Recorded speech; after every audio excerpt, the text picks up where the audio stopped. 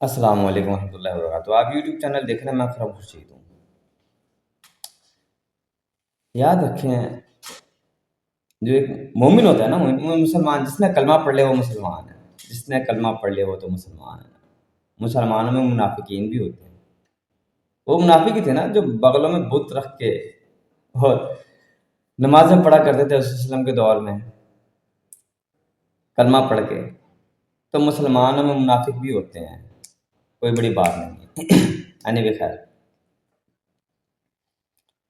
جو مومن ہوتا ہے نا، مسلمان تو ہوتا ہے جس نے مان لیا کہ اللہ ایک ہے، احد ہے، واحد ہے، لا شریک ہے۔ صحیح ہے نا؟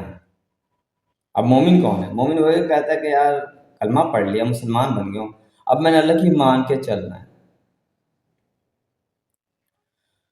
تو جو مومن ہوتا ہے نا، اس کو کبھی یہ شوق نہیں ہوتے کہ میں بڑی گاڑی لے لوں، بڑا بنگلہ بنا لوں، بڑا پیسہ کما لوں، لوگ میری عزت کریں، طاقتور بن جاؤں، لوگ مجھ سے ڈر کے رہیں۔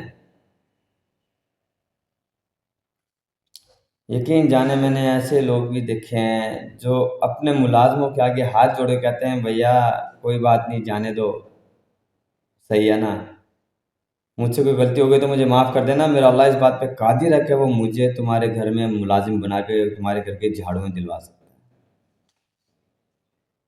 ایسے لوگوں کو میں نے دیکھا،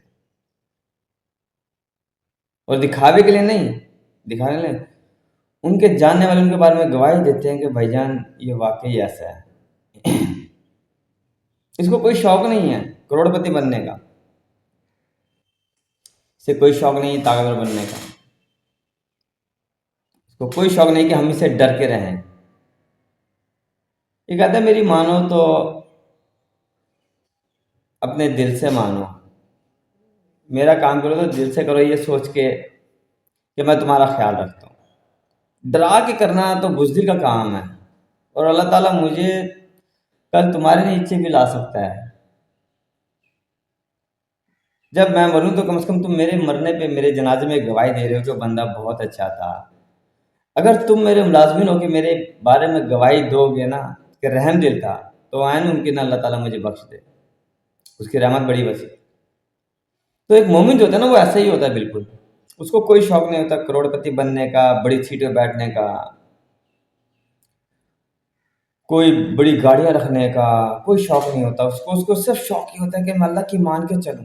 قیامت دن اللہ تعالیٰ بس یہی کہا ہے کہ یو ڈیڈ یور بیسٹ، تم نے اپنی بہترین کی کہ تم میرے بتائے راستے پہ اور میری مان کے چلو، باقی جو کمیاں کوتاہیاں ہو گئیں وہ میری شان بے نیازی، میری رحمت کے خیال میں درگزر کروں گا۔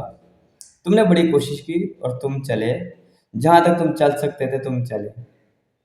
اس کی صرف یہی خواہش ہوتی ہے کہ میں اللہ کے احکامات پہ پورا اتر جاؤں۔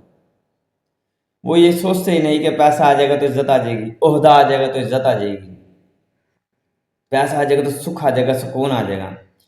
اس کو پتہ ہوتا ہے کہ عزت اللہ پاک کے قبضہ قدرت میں ہے، سکھ اللہ پاک کے قبضہ قدرت میں ہے۔ میں اللہ کی مان کے چلوں، اور عزت، پیسہ، سکھ، یہ سب تو اللہ تعالیٰ کے ریوارڈز ہیں، اللہ تعالیٰ دنیا میں بھی دے گا، آخرت میں بھی دے گا۔ میں نے بہت سے ایسے لوگ دیکھے ہیں جو پیسے والے نہیں ہیں، سفید پوش ہیں، سفید پوش ہیں، لیکن ان کی عزت میں نے کروڑ پتی لوگوں سے زیادہ دیکھی ہے۔